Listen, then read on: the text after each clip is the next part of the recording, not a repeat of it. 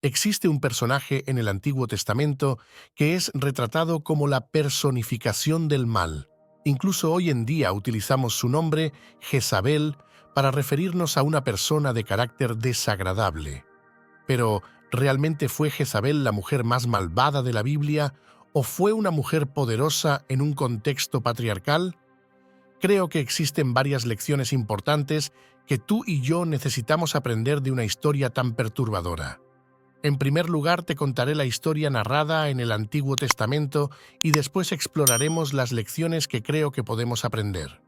Únete a mí en Reyes, capítulo 16, en el año 922 a.C., cuando la nación de Israel se había dividido en dos partes, Israel al norte y Judá en el sur. Había muchas diferencias tribales, diversos líderes políticos y tensiones internas. Por ello, las alianzas eran fundamentales para fortalecer el poder y tratar de evitar las invasiones frecuentes a los territorios. Fenicia, lo que hoy conocemos como el Líbano, se encontraba al norte de Israel y era un reino muy diferente, con más población, cultura religiosamente diversa y un entorno más cosmopolita. En esta ciudad nació Jezabel, hija del rey de Sidonia, Etbaal, que en hebreo significa sin nobleza. Tras su nacimiento, Jezabel fue elegida para casarse con el rey de Israel, para cimentar una alianza política entre Fenicia e Israel.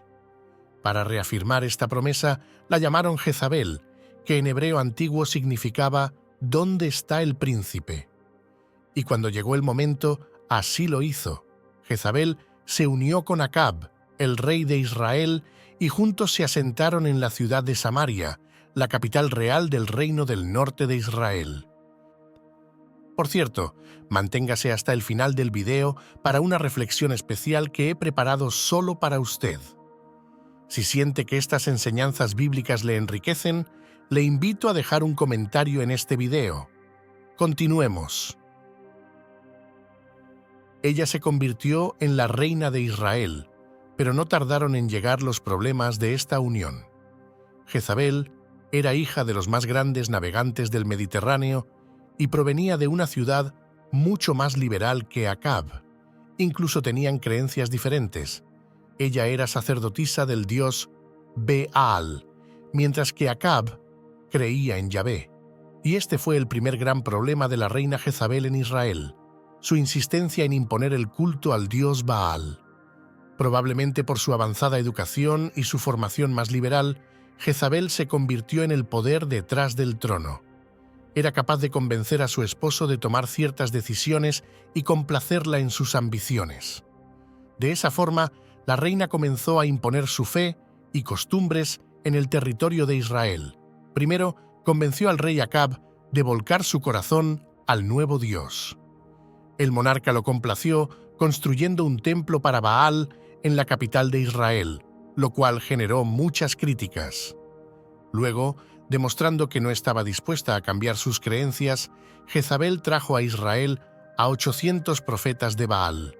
Y es aquí donde, decidida a imponer su religión, la reina Jezabel ordenó a los profetas de Baal perseguir y asesinar a los profetas de Yahvé, causando una persecución religiosa que acabó con gran parte del liderazgo de la religión de Israel. Los sobrevivientes fueron escondidos en una cueva por Abdías, un servidor de la corte que se mantenía fiel a las creencias tradicionales.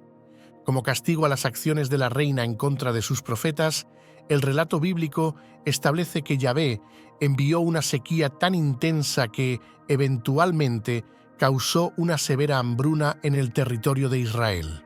Fue en medio de esta sequía que surgió por primera vez en el relato el profeta Elías, quien anunció que la terrible situación se debía a Yahvé y confrontó directamente a la reina Jezabel. Elías retó a Jezabel y a sus profetas de Baal a encontrarse en el monte Carmelo. El desafío era demostrar cuál Dios sería capaz de encender en fuego un toro de sacrificio. Los profetas de Jezabel comenzaron a convocar a su Dios, orando, gritando e incluso autolesionándose, pero Baal nunca atendió el llamado y el toro permaneció ileso. Elías, por su parte, invocó a Yahvé y del cielo llegó un fuego que encendió al toro y al altar, dejando solo cenizas. Este milagro, presenciado por la multitud congregada, reavivó la fe de Israel en Yahvé. Elías utilizó este momento para ordenar al pueblo que atraparan y mataran a todos los profetas de Baal. Las órdenes de Elías fueron cumplidas, pero la sangre de los profetas de Baal corrió por el río Kishón. Enfurecida, la reina Jezabel juró que Elías tendría el mismo destino que los profetas asesinados, sin importar si ella misma recibía un castigo divino. Elías huyó al bosque tras la amenaza, demostrando ser uno de los pocos seguidores de Yahvé que mantenían lealtad a su Dios. Tiempo después, ocurrió la historia más conocida y determinante de la vida de la reina Jezabel, la injusticia cometida contra Nabot. Nabot era un ciudadano de Israel que vivía cerca del palacio real de Jezreel. La residencia de Nabot tenía un enorme viñedo que colindaba con el palacio, y el rey quería adueñarse de esas tierras para agrandar sus jardines de palacio. Como compensación, Acab ofreció a Nabot un buen pago y tierras de mejor calidad. Pero Nabot rechazó la oferta, explicando que su terreno había pertenecido a sus ancestros y él deseaba mantener el legado familiar. El rey regresó al palacio decepcionado por la respuesta de Nabot. Jezabel, al verlo, le preguntó: «¿Por qué estás tan deprimido que ni comer quieres?» Acab contestó: «Porque le dije a Nabot que me vendiera su viñedo o que si lo prefería, se lo cambiaría por otro, pero él se negó». Ante esto, Jezabel, su esposa, le dijo: «¿Y no eres tú quien manda en Israel?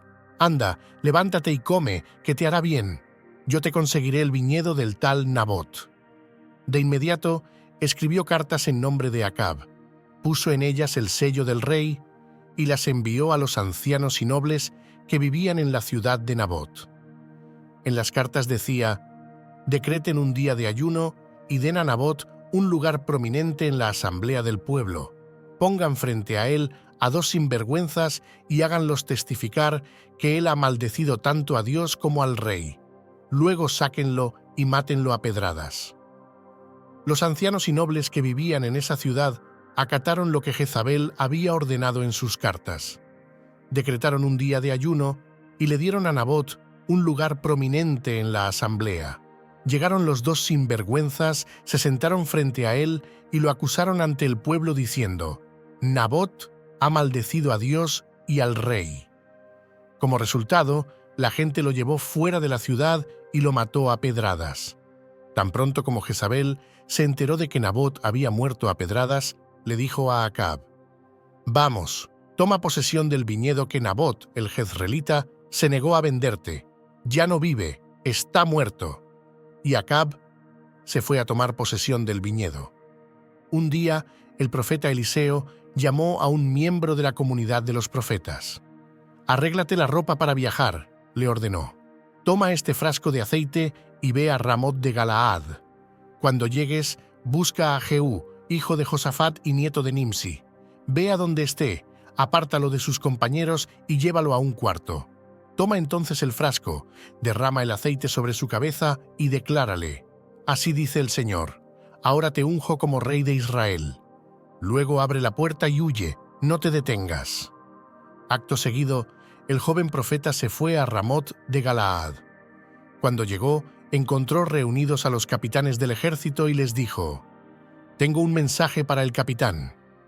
«¿Para cuál de todos nosotros?», preguntó Jehú. «Para usted, mi capitán», respondió. Jehú se levantó y entró en la casa.